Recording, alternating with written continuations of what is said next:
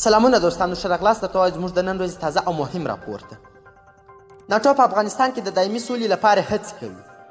د ناټو سازمان ملکي استازي نیکولاس یو وار بیا له افغان سولې څخه په کلکه ملاتړ ښودلی دی. نیکولاس د بهرنیو چارو وزارت سرپرست حنیف اتمر سره په یو تلیفوني تماس کې ویلي دا سازمان په افغانستان کې دایمي سوله غواړي.